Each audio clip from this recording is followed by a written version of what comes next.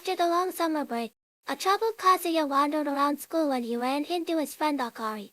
Unfortunately, Yamori also happened to pass by, leaving Kazuya struggling to figure out how to introduce her.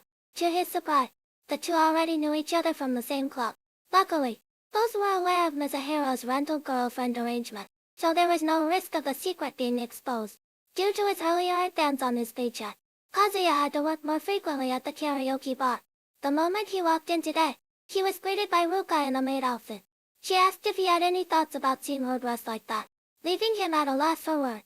Thankfully, his boss assigned him a new task, saving him from the awkward situation, but it also revealed to Ruka that Kazuya had taken an advance to wet Mizuhiro. Though she understood he did it to help Mizuhiro recover from losing her grandmother, Ruka couldn't help feeling jealous. She demanded a hot spring trip with Kazuya, complaining that as her boyfriend, he should at least fulfill her emotional needs. Clueless about what that meant, Kazuya froze until Ruka threw herself into his arms and placed his hand on her head. Even he couldn't miss that hint. She teased him, saying he should have known what to do without being told. But Kazuya could see how happy even a simple headbutt made her. Remembering all she'd done for him, he felt he owed her something, though a hot spring trip was too much. They compromised by visiting a local bathish to simulate the experience. The next day, Kazuya and Ruka went to the bathish's plant. While soaking, Kazuya realized his mind kept drifting to Mizuhiro, despite being on a date with Ruka. He knew it was unfair to her and that he should come clean, but seeing Ruka's well-dressed appearance, all he could think was how adorable she looked. When he asked why she dressed up, she said it felt like returning from a summer festival.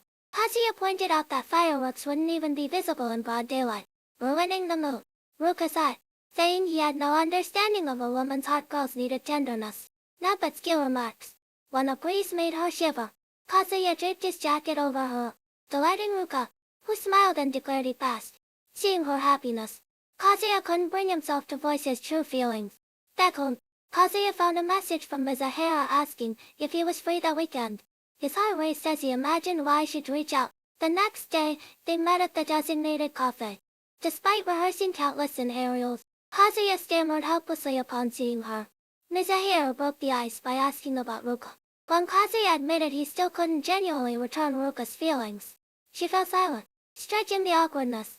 Just as panic set in, Mizuhiro slid him an envelope of cash, insisting she'd been unprofessional during their rental dates and needed to refund him. Kazuya passionately objected, calling her the perfect girlfriend.